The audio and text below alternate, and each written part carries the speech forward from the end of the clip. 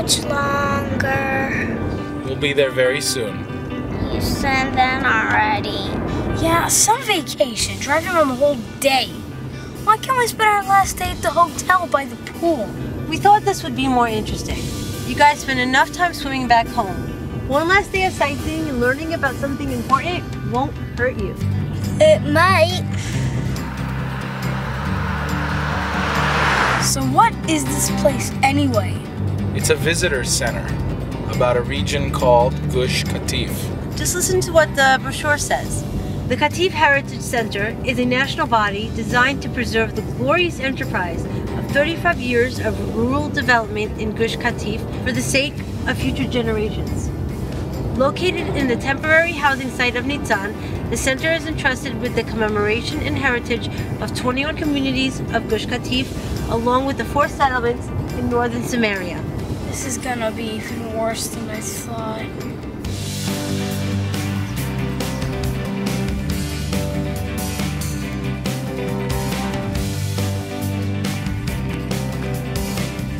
So welcome to the Katif Center. This tour will introduce you to the story of Gush Katif and to its remarkable history.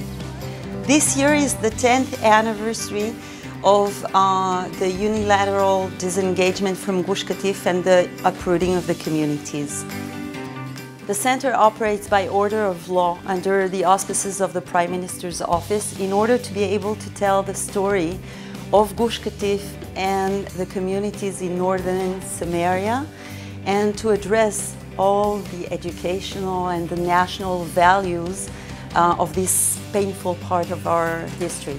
What is the Gush Katif? Oh, Gush Katif. Gush Katif means the block of the harvest. Gush in Hebrew is a block or a region, and Katif is harvest. So it's Gush Katif, the block of harvesting.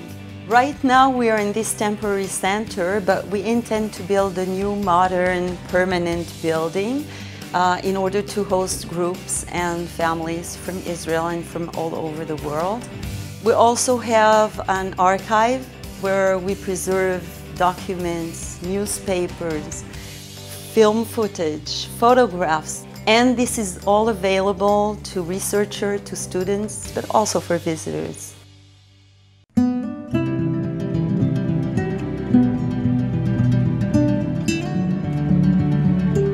Jews have lived in Gaza and the surrounding areas since biblical times. After the Six-Day War, the Deputy Prime Minister Yigal Allon presented an initiative for founding new communities in this area. These communities grew into successful agricultural cooperatives called Moshavim, and together they became known as Gush Katif.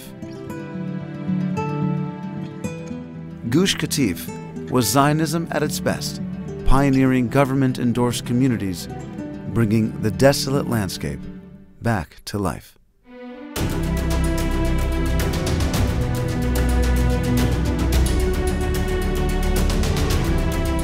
Gush Katif became known for its technological advances in agriculture.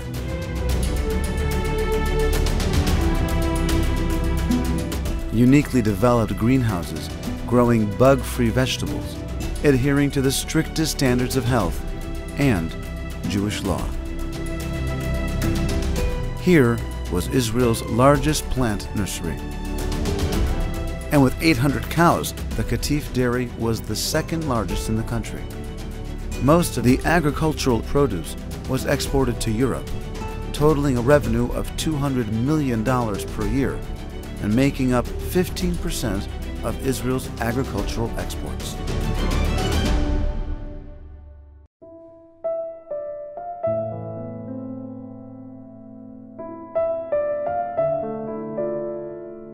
But to those who lived, worked, and raised their families in Gush Katif, the agricultural advancements and prosperity were always second to the pursuit of spiritual values.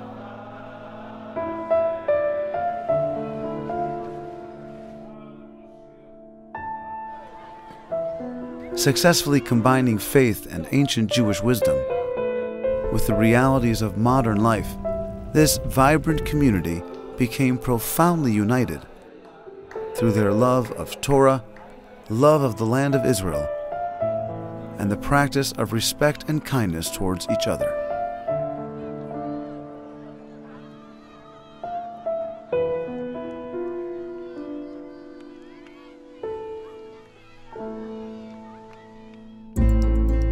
And then, in the midst of this continuing growth and success, the Sharon government decided to unilaterally disengage from the Gaza area. Protests and demonstrations followed.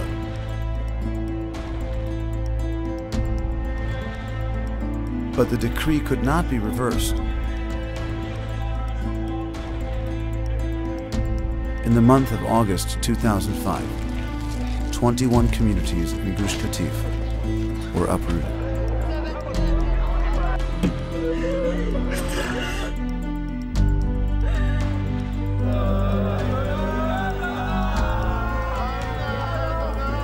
Their 8,900 residents became exiles in their own land.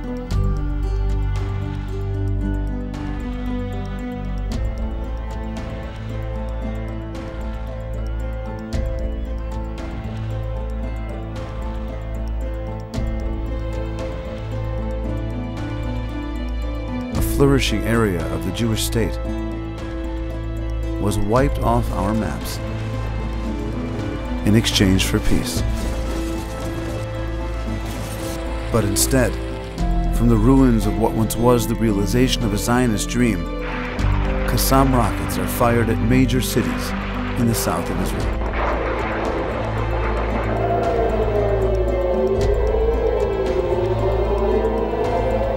Despite this devastating, painful blow, the spirit of the Gush Katif community was not broken.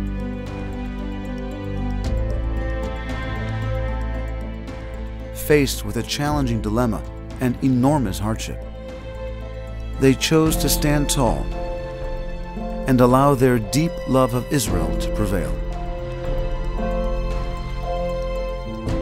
Building 20 new communities across the country and preserving the communal structure that was formed in Gush Katif. Their unique spirit continues to triumph, giving all of these communities a sense of continuity, hope, and purpose in Israel's future.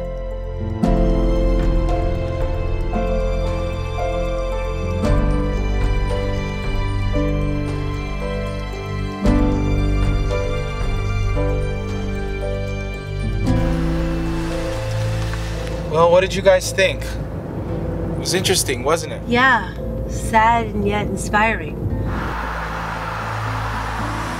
It's still pretty early. We'll be back at the hotel with plenty of time for you to hang out around the pool. Okay, Kira? You tired? Daddy, what would we do if America made us leave our home? That's not gonna happen. That's what they thought here too. Sometimes people are forced to make changes and sacrifices that are hard for them. But they were strong. They didn't lose their faith. They just started somewhere else. To start all over again with the same love and dedication to the state of Israel, I don't know if I could do that. Maybe they also didn't know if they could do it. But they just went ahead and did it anyway. Dad, let's not go back to the hotel yet. Let's keep driving.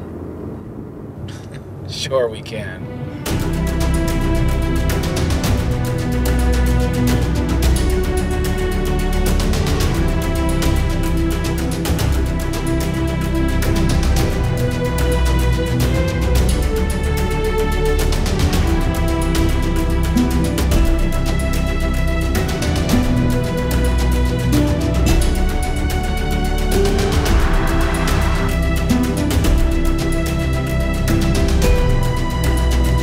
Although the Gush Katif Center is an educational resource that operates under the auspices of the Prime Minister's office, our current site is only temporary.